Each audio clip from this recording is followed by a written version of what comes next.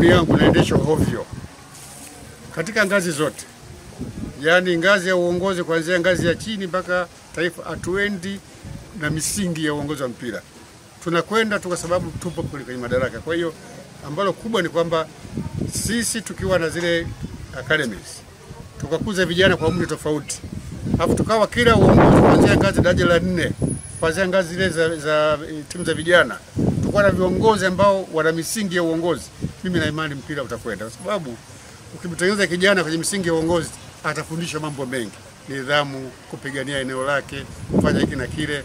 Lakini kwa sababu viongozi walio wengi wamechaguliwa kwa njia ambazo sio sahihi, yaani huwezi kukuta ukiangalia uchaguzi wa eneo A hasa kwenye hizi ngazi za FA za mikoa mpaka taifa, utakuta wengi hawakuchaguliwa kwa njia halali, yaani kumetumika njia nyingi za ovyo kumpata ile kiongozi. Viongozi na mimi hawezi kuendeleza mpira wetu.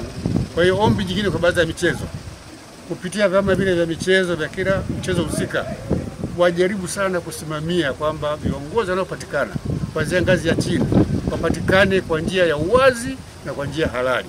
Vinginevyo tutakuwa kila saa tutabahatisha, unakwenda juu na shuka chini kwa sababu hatuna ile misingi. Haya ndio mawazo yangu. Kushukuru sana.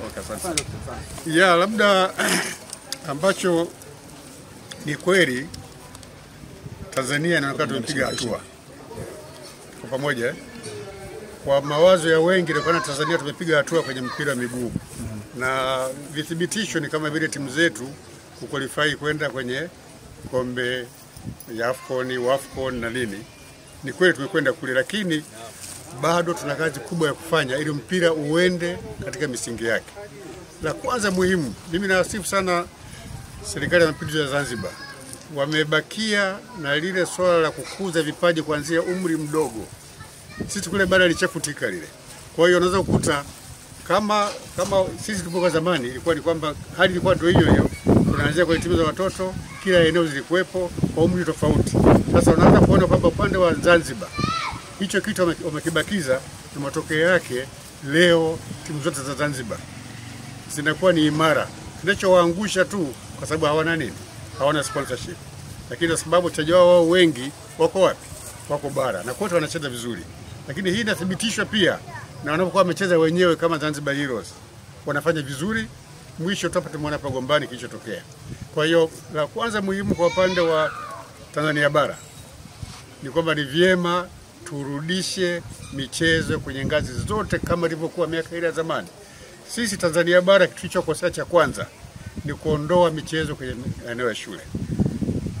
Toka tulipopoteza mwelekeo ule imetugharimu mpaka leo. Sasa hivi ndio sababu nakuta watu wengi wategemea wachezaji kutoka wapi? Kutoka nje. Sasa hiyo haiwezi kwenda, haina afya. Japokuwa faida ya wachezaji wa nje ni kwamba wanaongeza ushindani. Kwa hiyo mtu wa kwangu na mimi nataka kupambana pate nafasi.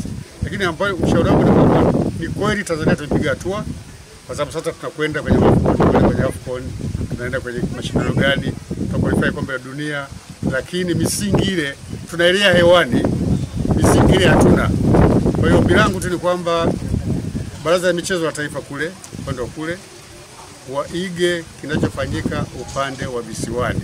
Wako serious hata kama hawana ufadhili, lakini wako serious na swala la kukuza nini? Vipaji. Tukifanya vile tutapata watu wengi sana kule bara. Lakini la pili ni masuala ya management.